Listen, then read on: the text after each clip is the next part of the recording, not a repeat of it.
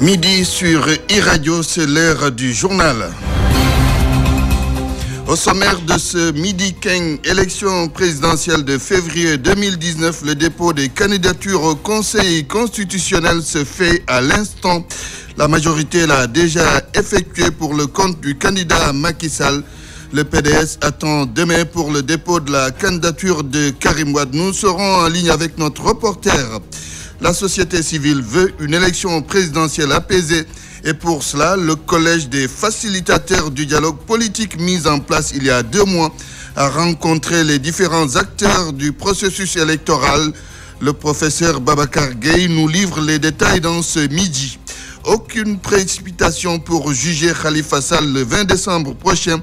Aucun calcul politique non plus. C'est ainsi que réagissent les avocats de l'État après les accusations des conseils de l'ex-maire de Dakar.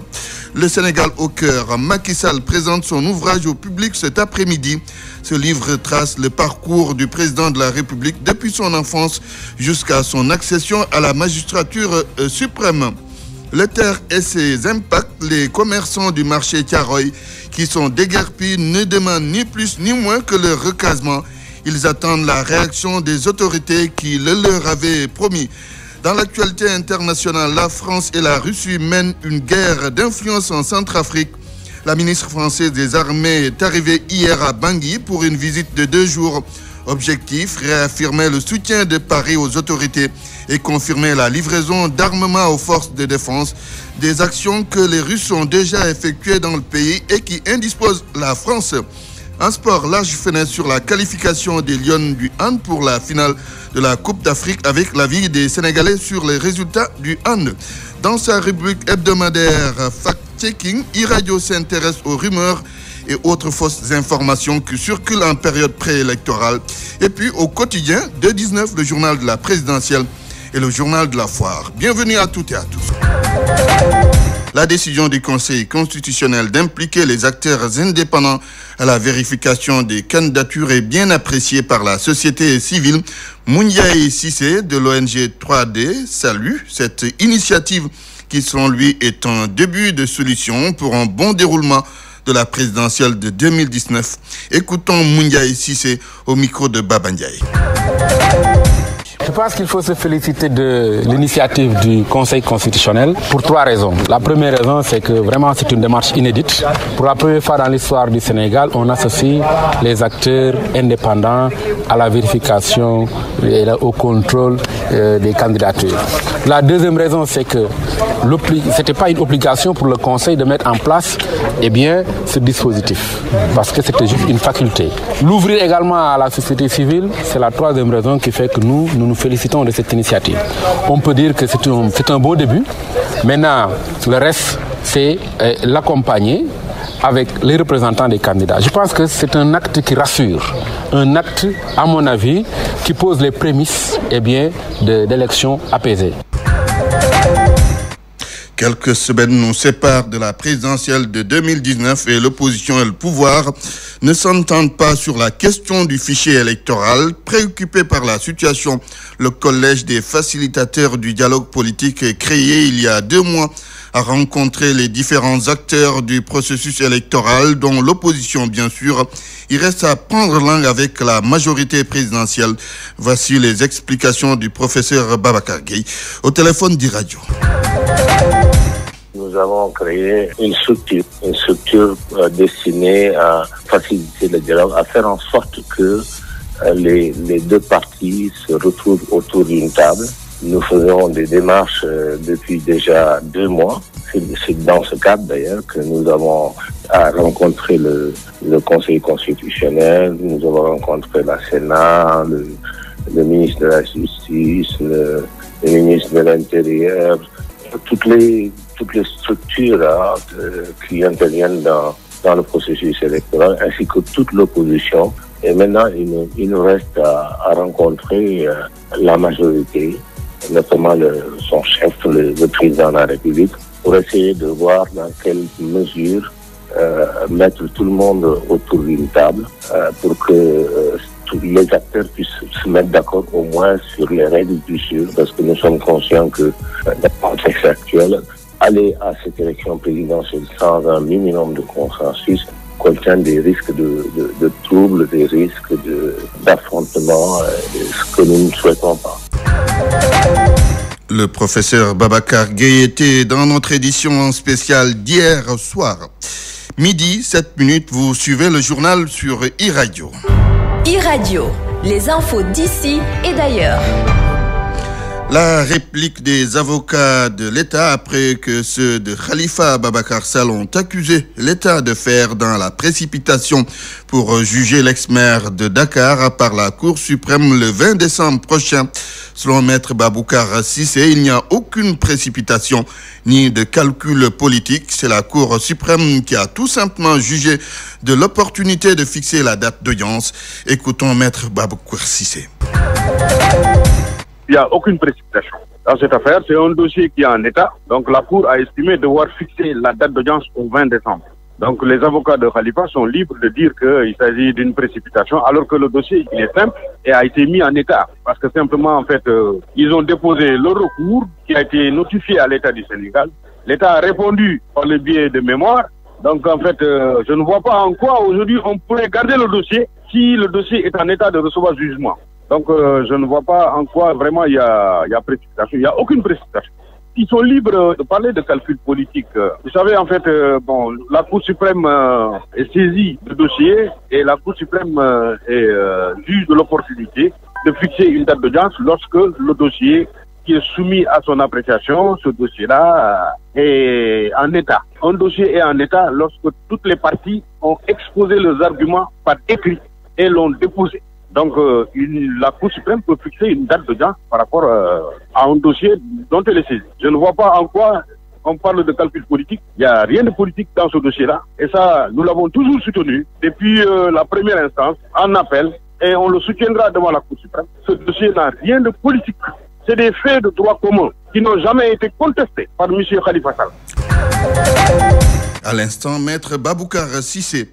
Le président Macky Sall a rendez-vous cet après-midi avec le public. Le chef de l'État va procéder à 15h à la présentation de son ouvrage intitulé « Le Sénégal au cœur », un livre de 167 pages dans lequel il retrace son parcours depuis son enfance jusqu'à son accession à la présidence de la République.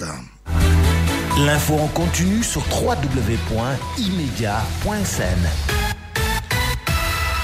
Marché Thiaroye, les commerçants impactés par le terre réclament le recasement. Depuis qu'ils ont rencontré les autorités sur la question, il n'y a aucune évolution, ce sont eux. C'est la raison pour laquelle ils ont tenu à manifester. Notre correspondant dans la banlieue dakaroise, Boudan Ndiaye.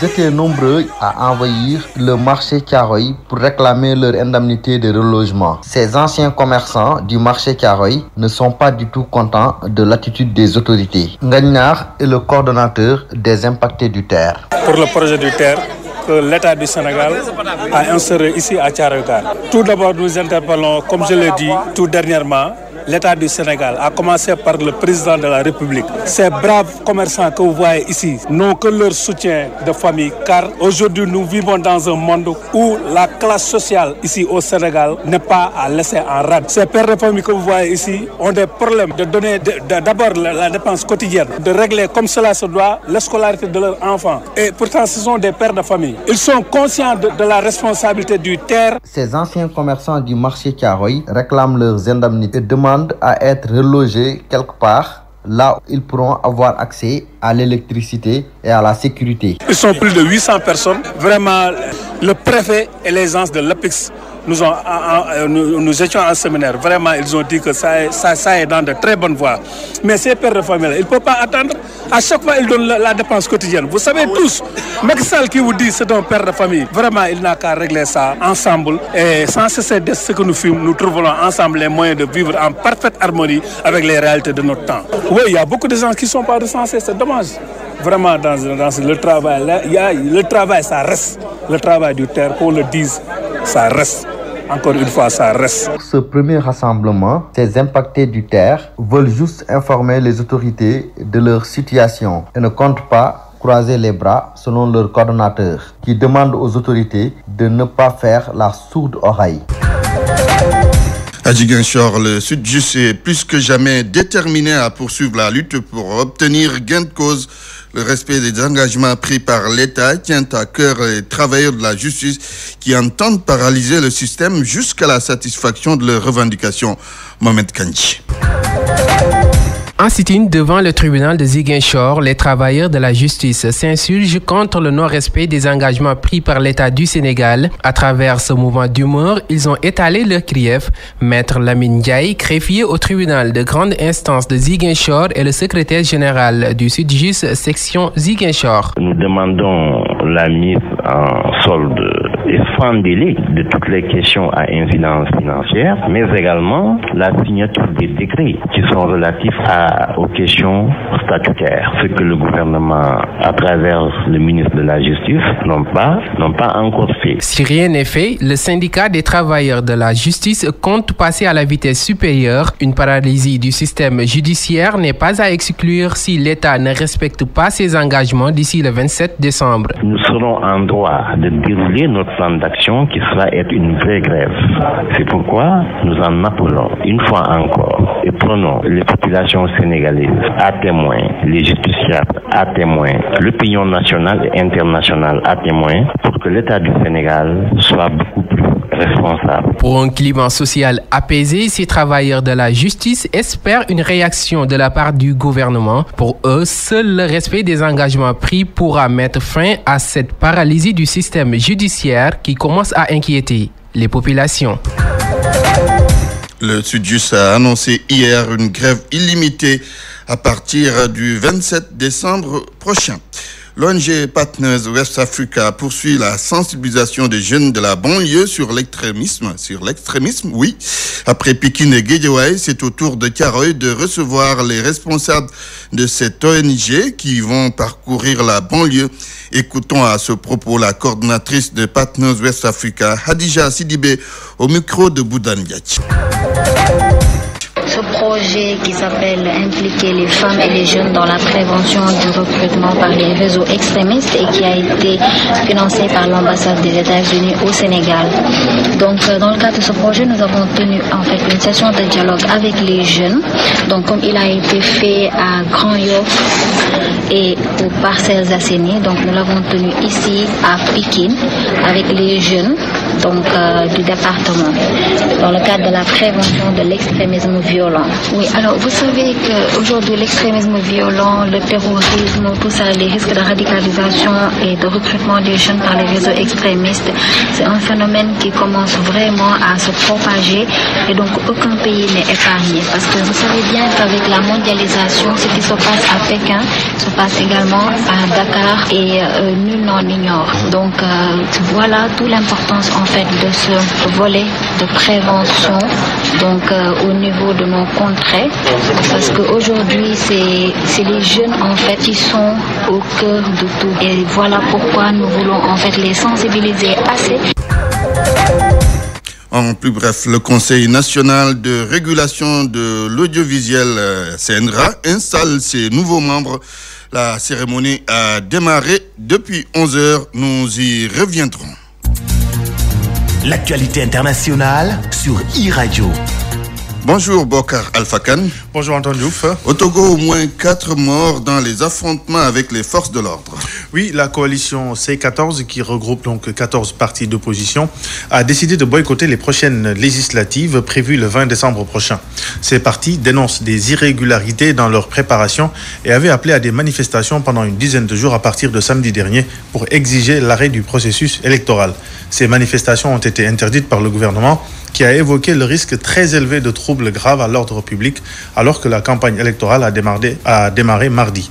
Le président du collectif des associations contre l'impunité demande au chef de l'État togolais de prendre ses responsabilités. Spero Aoulé est au micro de nos confrères de Africa 24. Malheureusement, depuis 2017, ça fait, je crois, le 5e mineur qui est décédé dans ces manifestations politiques. Je pense que c'est un peu trop.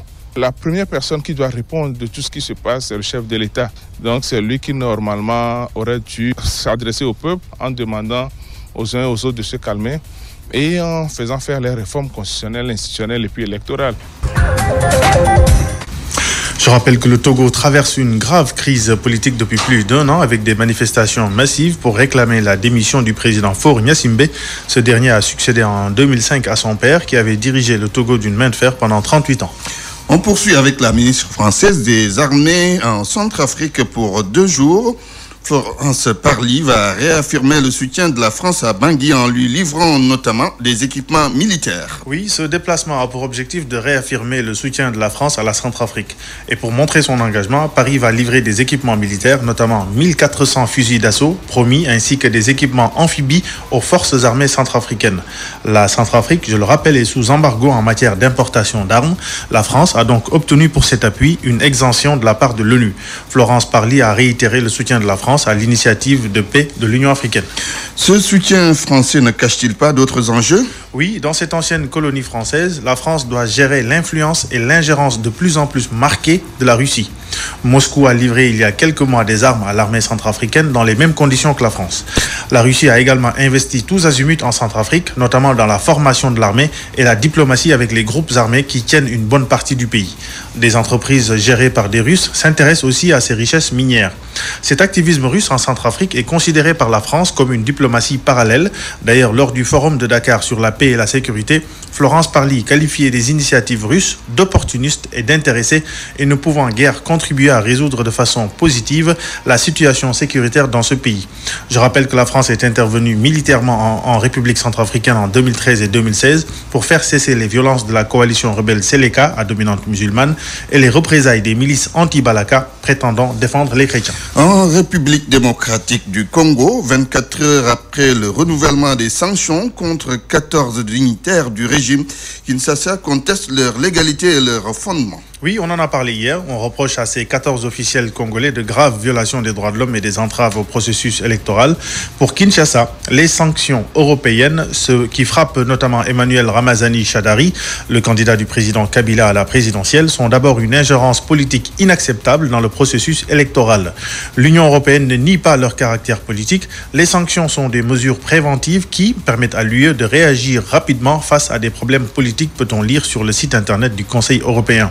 Elles peuvent donc être levées en cas d'évolution favorable, perceptible, précise une source diplomatique. Dans le cas contraire, leur renouvellement est annuel. Et si cette fois-ci cela tombe à 15 jours de la présidentielle, ce n'est que le fruit du hasard selon l'Union européenne. Ce serait au contraire pour éviter toute interférence avec l'élection que les Européens n'ont pas souhaité lever les sanctions contre le seul candidat Shadari, comme l'avaient suggéré certains États membres. La Gambie se souvient, il y a de cela 2 ans s'ouvrait une crise post-électorale sans précédent. Oui, après avoir concédé sa défaite, l'ancien président Yaya Jammeh était revenu sur sa décision pour réclamer un nouveau décompte des voix, ce qui avait suscité un vent de panique poussant de nombreux Gambiens à fuir le pays de crainte d'une guerre. Pour déloger l'ex-président, il a fallu d'intenses pressions diplomatiques et militaires pour que Jammeh accepte de céder le pouvoir et prendre le chemin de l'exil vers la Guinée équatoriale. 2 ans après cette crise, que retiennent les Gambiens de cette crise ? Amadou Bari, notre correspondant, a promené son micro dans les rues de Banjul. Reportage. Rond-point Westfield, cette mythique place pour les Gambiens est plutôt connue pour être le point de ralliement des manifestants lors de la chute de l'ancien président Yaya Jammeh. La plupart des Gambiens rencontrés se souviennent de ces moments d'incertitude de la crise post-électorale il y a de cela 2 ans. Nous le trouvons assis auprès de ses collègues. Baba Sissé, la cinquantaine révolue, chauffeur de taxi, se rappelle cette période où il a vu nombre de ses compatriotes fuir massivement la capitale pour diverses destinations. Délibérément, c'était des moments très difficiles, mais heureusement, grâce à l'aide précieuse du Sénégal, tout est rentré dans l'ordre. Malgré tout, moi, je n'ai pas fui, je suis resté pour travailler. La ville était déserte, mais moi, j'ai toujours été optimiste et mon intuition me disait qu'il n'y aurait pas de guerre. Et 2 ans après, que pense-t-il de la Nouvelle-Gambie? Pour lui, il n'y a pas photo. Sous Jammeh, on vivait dans la terreur. Si on voit voyait quelqu'un que l'on ne connaît pas, on arrêtait toute conversation, on ne savait jamais qui est qui, mais aujourd'hui nous sommes libres et on s'en félicite. Même si l'on se félicite de cette nouvelle ère, certains pointent du doigt les lenteurs de retombées économiques. Adinana Traoré est comptable de profession.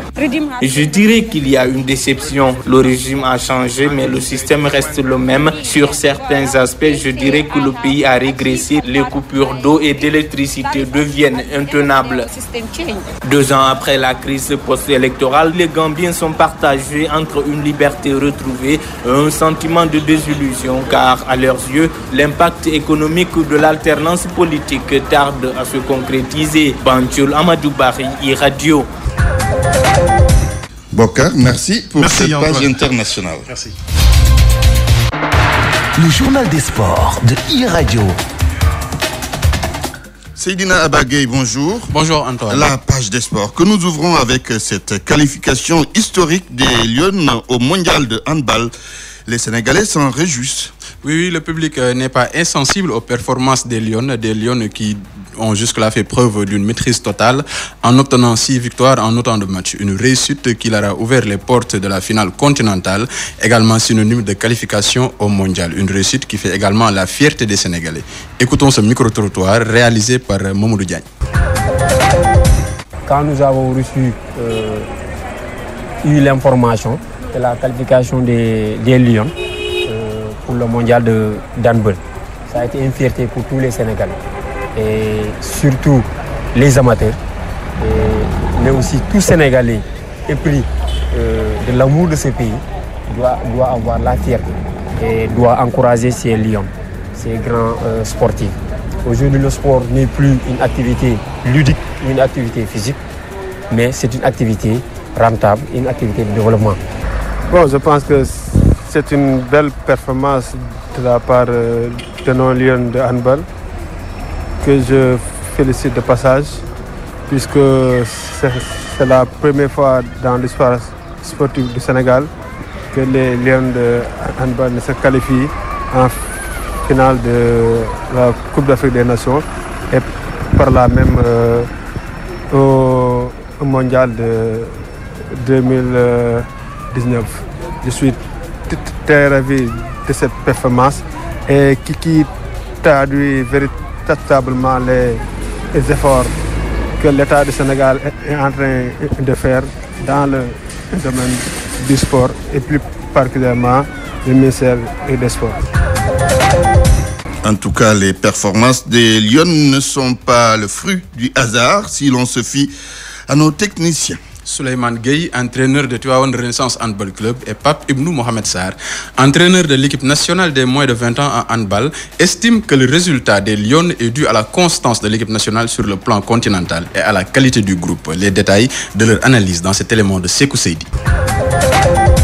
Le Sénégal est devenu depuis quelques années l'une des meilleures nations africaines de handball. Une performance qui s'explique par plusieurs raisons, selon Pape Ibnou Mohamed Sarr, coach de l'équipe nationale des moins de 20 ans de handball masculin. Cette équipe a été mise en place depuis 2011, dont l'actuel coordonnateur, M. Souleymane Dia, a été l'entraîneur principal.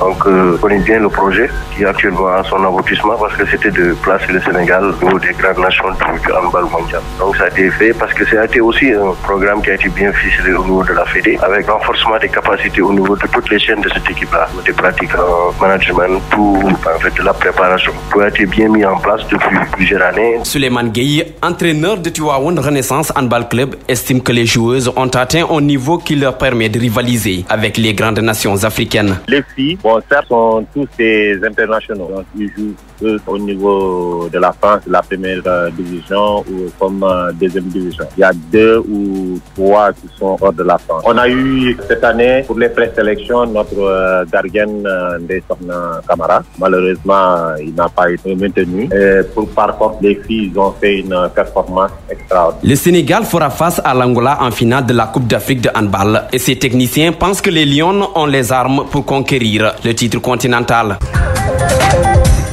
Du côté de la fédération, on demande plus de considération de la part des autorités. Et c'est Théophile Diagne qui porte la voix des fédéraux, membre de la fédération. Il dénonce un manque d'égalité entre les disciplines sportives. Pour lui, les efforts consentis par les fédéraux méritent plus de reconnaissance. Théophile Diagne est au micro de Mamadou Diagne. Nous sommes arrivés au bon moment et là c'est la bonne. Ce trophée-là, j'ai bien peur qu'on le nommera aujourd'hui Gaïdé. Ce trophée, on souhaite vivement qu'il vienne au Sénégal avec la délégation. Elles ont fait certes un parcours sans faute. Elles ont tenu de bout en bout. Quelque chose de plus impressionnant aujourd'hui dans notre équipe, j'ai jamais visionné un match pour voir qu'aujourd'hui, les filles baissaient les bras quand on allait en fin de match. Elles ont maintenu un rythme. Le coaching n'a pas été laissé en rade. Le coaching, idem. Le public, idem. Malgré que l'on ne soit pas nombreux à Brazzaville, ce que vraiment j'aurais envie de dire, il est grand temps qu'il y ait une certaine équité par rapport à toutes les disciplines. Qu'on y mette les moyens, qu'on y mette les bonnes conditions. Les sortants de l'INSEP 25e promotion des inspecteurs de la jeunesse et des sports de l'INSEP qui demandent leur insertion dans la fonction publique. 6 mois après leur sortie de l'INSEP, Antoine, ces diplômés n'ont toujours pas eu de réponse à leurs nombreuses demandes et face à l'inactivité des autorités, ils menacent d'aller en grève. Moussa Diallo, coordonnateur de la 25e promotion des inspecteurs de la jeunesse et des sports de l'INSEP, s'est confié au micro de Mamadou Diagne. Le but principal de ce point de presse, c'est essentiellement pour attirer l'attention de l'opinion publique sénégalaise, leur alerter de la situation à la fois alarmante et déplorable que les inspecteurs jeunesse sport sortant de l'INSEP sont en train de vivre. Il y a un manque criard d'inspecteurs, des cadres supérieurs au niveau des ministères, que ce soit jeunesse sport. Donc, ce qui est dû peut-être à un manque criard d'inspecteurs, à un manque du personnel, mais aussi au nombre de départs à la retraite qui sont restés là-bas depuis longtemps et sans pour autant qu'ils soient remplacés. Donc voilà une situation vraiment déplorable. On a un plan d'action clairement défini que nous comptons véritablement dérouler jusqu'à son terme. Et si d'ici une semaine, aucune réaction n'est venue de la part de l'autorité de la tutelle, c'est dire que nous allons passer à la vitesse supérieure. C'est sûr et certain. En plus bref, l'actualité des sports. Oui, Antoine, on termine sur cette bonne note. En beach soccer, le Sénégal vient de se qualifier pour les quarts de finale de la CAN. Champion d'Afrique en titre, les Lions ont battu la Libye sur le score de 10-1 ce mardi matin. Les réactions, ce sera dans nos prochaines éditions. Ceci met un point final à l'actualité sportive de ce midi. Keng, Antoine, merci. Merci aussi à nos auditeurs et rendez-vous sur emedia.sn. C'était donc Seydina Abagay pour la page des sports. E-Radio, reportage. Changement de décor au marché central de Kaolack. De loin, on aperçoit des jouets pour enfants sur les étals. Préparatifs des fêtes de Noël obligent une période propice pour les vendeurs de jouets. À propos justement des jouets, si les gens estiment qu'ils contribuent au développement de l'intelligence de l'enfant, les autres les achètent pour garder leur progéniture à la maison. Reportage à Kaolack, Ousmane Dem.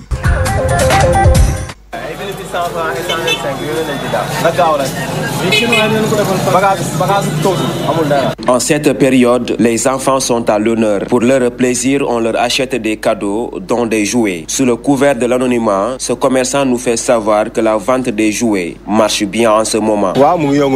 Notre activité marche très bien en ce moment. Je viens juste d'arriver, mais tu vois qu'il y a beaucoup de clients qui veulent acheter des jouets pour leurs enfants. Tout comme lui, les autres vendeurs de ces jouets sont débordés par les clients. Ces derniers estiment que ces jouets contribuent au développement de l'intelligence de leurs enfants. Moustapha Sambo. Moi, je suis venu pour acheter les verres guirlandes là, qui sont exposés ici au niveau du marché. Bon, c'est pour mon enfant. Bon, je l'ai acheté pour mon enfant, vraiment pour les besoins du fête de Noël.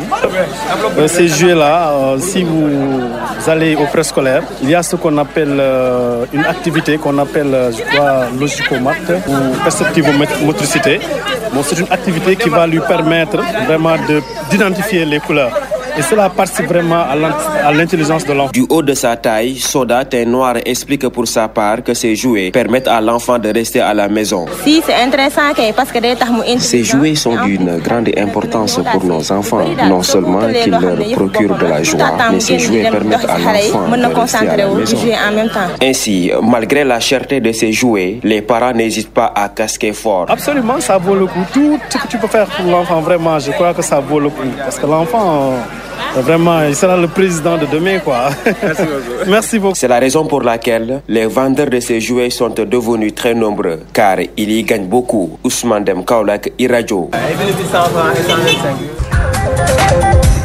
Les rumeurs et fausses informations ont le vent en poupe en cette période préélectorale. L'élection présidentielle de 2019 au Sénégal ne sera pas en reste, car déjà des fausses informations commencent à circuler de part et d'autre.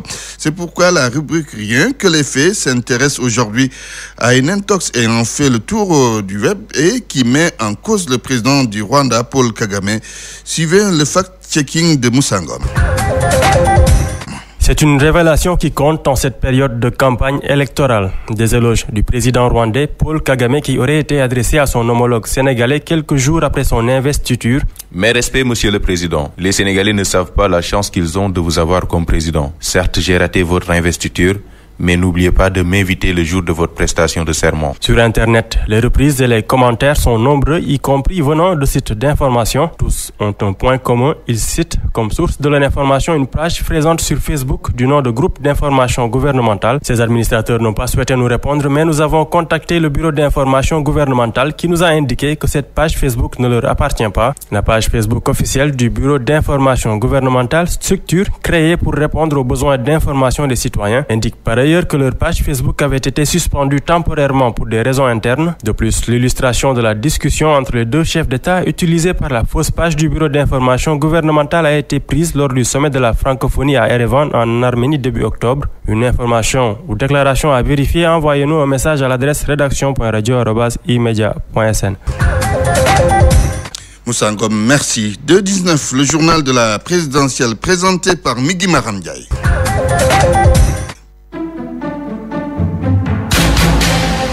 Je pense que personne n'a été éliminé volontairement. La preuve, il y a plus de 100 et quelques candidats déclarés qui ont retiré leur dossier. du lu ñuy lam-lame candidature boobu dina am inshallah parce que candidature du Khalifa Sall lépp mët na. Je sais que ma famille a été choquée. Je sais que mes amis ont été choqués. Nous constatons ici tous ensemble que sur ces deux plans, le président de la République a échoué. On n'en attendait pas plus, évidemment, d'un gouvernement dirigé par un lion qui dort et un Premier ministre qui passe tout son temps à danser le marasme. Je vous remercie. Pour moi, ñi goré ñu ngi goré ba tay amna ñoo xamné sen carte 10 millions bu ko 20 millions. Sama gaay 2012 ba légui élection bu ñu dem ñu gagné len. Donc faaw ñu xaxar. Nous ne sommes pas le peuple, nous sommes une partie de ce peuple. Vous les retrouverez ce soir dans vos foyers. Vous savez, au lendemain de ma défaite, il avait choisi de me combattre. C'est l'échec de cette année de gouvernance qui justifie tout ce que nous sommes en train de vivre actuellement. Nomination rakku président de la République jël xaalis bu toll noonu teg ko ci ay loxoom loolu dafa tey xel. Asseyez-vous, asseyez-vous, asseyez-vous, asseyez-vous. Merci à tous les auditeurs d'e-radio et bienvenue dans 2-19. Le journal de la présidentielle. Au micro, Migui Maram Ndiaye, démarrons ce 7e numéro de 2-19 avec le dépôt des dossiers de déclaration de candidature à l'élection présidentielle, dossiers qui sont reçus depuis minuit au greffe du Conseil constitutionnel. Des candidats étaient sur les lieux dès les premières heures. Le point avec Yann Dembatine. Les dossiers de déclaration de candidature à l'élection présidentielle du 24 février vont être reçus reçu au greffe du Conseil constitutionnel tous les jours ouvrables à partir du mardi 11 décembre jusqu'au 26 décembre. Des coups de poing et querelles entre les mandataires ou autres leaders de parti ont précédé la séance. À l'origine, une liste établie pour les ordres d'arrivée déchirée par Malick Gakou. Même si l'intéressé indique qu'il ne pouvait rester sans réaction à ce qu'il considère comme une violation des lois du pays, le président du grand parti dit avoir constaté qu'Aminata Touré a ouvert une liste où l'on s'inscrit pour déposer les dossiers. Un incident suivi d'une grosse bagarre entre les représentants des partis et les leaders politiques. Ils se bousculent la première place pour éviter les conséquences du parrainage. Sont présents dans les locaux du Conseil constitutionnel Aminata Touré de Benno Bokk Yakaar, Malick Gakou du grand parti, Madické 2019, Djamou Askan Wi, PUR, Oser l'avenir, Karim président, Pape Diop président. C'est dire que la présidentielle s'annonce déjà à 75 jours de ce scrutin. Parlant du Conseil constitutionnel toujours, Karim Wade annonce sur sa page Facebook qu'il lui a délivré son récépissé par l'intermédiaire de son mandataire, Oumar Sarr, après le dépôt des signatures de parrainage. Mais cela ne signifie pas encore une validation de la candidature de Wade fils. Quant à la coalition Madické 2019, elle a accueilli ce lundi 7 nouveaux alliés qui étaient candidats à la candidature à l'élection présidentielle de 2019. Parmi eux, Ngouda Fall Kane, entre autres. S'agissant du parrainage, Maître Madickégnan informe qu'ils ont pu recueillir plus de 390 000 parrains. La situation au Conseil constitutionnel était tendue hier. Tous les candidats voulaient déposer en premier leur dossier. Les raisons avec Mohamed Ngouda Bop, professeur en droit public. Parce qu'en réalité, il y a le parrainage et le double parrainage est craint par certains. Parce que celui qui dépose en premier, s'il y a un double parrainage, c'est donc sa liste qui sera validée. Voilà le problème. C'est pour ça que certains d'entre eux veulent coûte que coûte déposer en premier, parce qu'en réalité, dans le cadre du contrôle, s'il y a un double parrainage, le premier à avoir déposé, donc, va le remporter par rapport à l'autre. Merci beaucoup, professeur. La présidentielle, c'est aussi l'affaire des artistes. Youssou N'Dour, depuis 2012, soutient le candidat Macky Sall. Le rappeur Nit Doff vote Sonko. Daddy Bibson soutient Idrissa Seck, entre autres. Ces artistes, qu'est-ce qu'ils pèsent réellement? La réponse avec Awa Diop. Les artistes, en particulier les chanteurs, deviennent de plus en plus les partenaires privilégiés des candidats à la présidentielle. Pour le journaliste culturel Aboubakry Demba Sissoko, ce mercato politique ne date pas d'aujourd'hui et ne pèse pas grand-chose sur la balance électorale. Ce n'est pas nouveau, c'est quelque chose qu'on a toujours vu depuis très longtemps à l'approche de l'élection. Des artistes s'engagent aux côtés de ce candidat et c'est peut-être le candidat sortant ou le candidat du pouvoir qui est le plus visible et les artistes qui vont avec lui sont les plus visibles. Mais en termes de voix apportée à un candidat, je ne suis pas sûr parce que les électeurs font toujours la part des choses. Le professeur en sciences politiques à l'université Gaston Berger abonde dans le même sens. Pour Moussa Diaw, en plus d'être quasi traditionnel, ce soutien d'artistes à des politiciens ne peut en aucun cas drainer des suffrages favorables à un candidat. C'est une tradition en période de campagne, surtout d'une grande importance comme les élections présidentielles. Mais cela ne veut pas dire que tous ceux qui apprécient ce musicien-là vont se rapprocher de ce candidat, non. Hormis l'aspect politique, cet engagement est aussi pour certains artistes un business très florissant en jeu. Il y a des relations personnalisées et puis l'affection par rapport à tel musicien. On le voit, il y a un marché, c'est un marché important parce que c'est la campagne. Ils ont besoin de musiciens, ils ont besoin de l'animation et c'est comme ça que les artistes prennent position dès le départ pour pouvoir gagner ces marchés-là. Longtemps engagés dans l'art, des artistes vont désormais au front pour soutenir publiquement des candidats en course à la magistrature suprême. Un engagement personnel qui n'a donc qu'un poids sur l'électorat, mais plutôt un marché très important pour ces artistes. Merci beaucoup à Awa Diop. Merci également au duo Serigne Saliou Dème, Maxime Sen qui assure la technique, à Antoine Diouf pour la réalisation. Retrouvez tous les numéros de 219 sur votre site www.emedia.sn. Était devant ce micro, Migui Maram Ndiaye. Merci Migui Maram Ndiaye. GD16 vous offre la revue de presse. Presse du jour, Mohamed Kandji. Il a pris un gros risque en déchirant la liste d'arrivée des mandataires. Malik Gakou a été arrêté puis relâché par la gendarmerie. La tribune prévoit déjà un dépôt des listes dans des circonstances particulières. Source A parle d'un Gakou en boy Guédiawaye qui se rebelle et déchire tout. Le biétiste du quotidien Les Échos parle d'une élection présidentielle qui s'annonce sous de mauvais auspices car rien que pour les dépôts des candidatures, la bataille a été des plus rudes. Et comme à la borne Fontaine, lorsque les ménagères sunugaliennes se levaient à l'aurore pour aller faire la queue afin d'avoir le liquide précieux avant le réveil de la maisonnée, les mandataires des candidats ont investi la devanture du Conseil constitutionnel des potrons minés. Affaire caisse d'avance devant la Cour suprême, Khalifa Sall jugé le 20 décembre. Cette comparution survient selon l'AS 3 mois seulement après l'arrêt pris par la Cour d'appel condamnant Khalifa Sall et ses co-accusés à 5 ans de prison. Or, pour les deux autres affaires enrôlées le même jour, le délai de traitement a duré au moins 9 mois. Maître El Hadji Mamadou Ndiaye déclare dans les colonnes du journal « Si c'est pour écarter Khalifa de la présidentielle, c'est peine perdue ». Rewmi Quotidien se pose cette question, l'État a-t-il lâché du lest? En tout cas, Khalifa Sall renforce ses rangs pour la présidentielle, informe Les Échos. À sa une du jour, Khalifa Sall tend la main à Cheikh Bamba Dièye.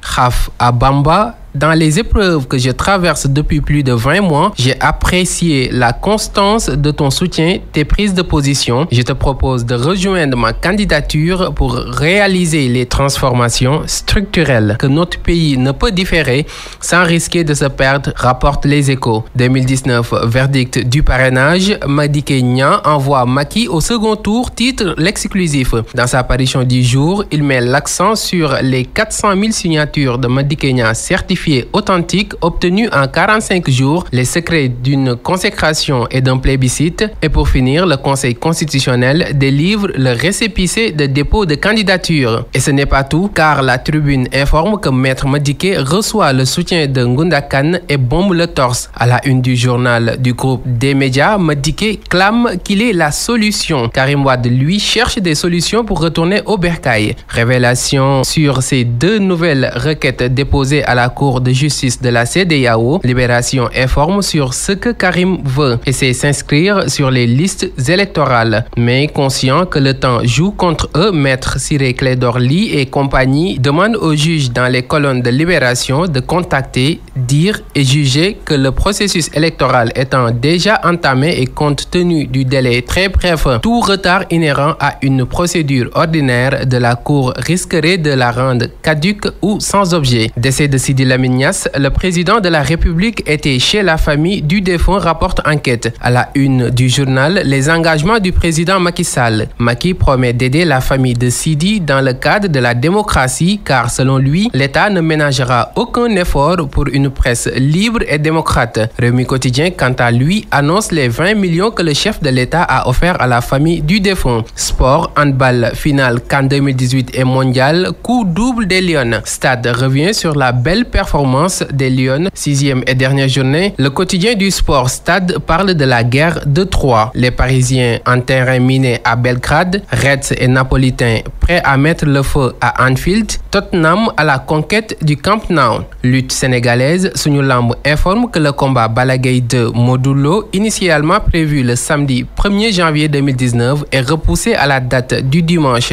13 janvier 2019 à l'Arène nationale. Bonne lecture. GD16 vous a offert la revue de presse. Et c'est la fin de cette édition. Je vous rappelle les principales informations. Élection présidentielle de février 2019. Le dépôt des candidatures au Conseil constitutionnel se fait à l'instant.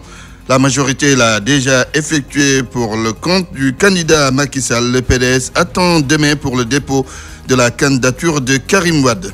La société civile veut une élection présidentielle apaisée et pour cela, le collège des facilitateurs du dialogue politique mis en place il y a 2 mois a rencontré les différents acteurs du processus électoral. Le professeur Babacar Gueye était dans ce midi. Aucune précipitation pour juger Khalifa Sall le 20 décembre prochain aucun calcul politique non plus. C'est ainsi que réagissent les avocats de l'État après les accusations des conseils de l'ex-maire de Dakar. Et puis le Sénégal au cœur. Macky Sall présente son ouvrage au public cet après-midi. Ce livre retrace le parcours du président de la République depuis son enfance jusqu'à son accession à la magistrature suprême. Journal présenté par Antoine Diouf à la technique Alundiassé, réalisation Mohamed Kandji. 13h, vous avez rendez-vous avec Khalifa Diakhaté. Tout de suite, Salimto suivra le journal de la foire et puis Dialgati Khibar viendra. Excellent après-midi à toutes et à tous.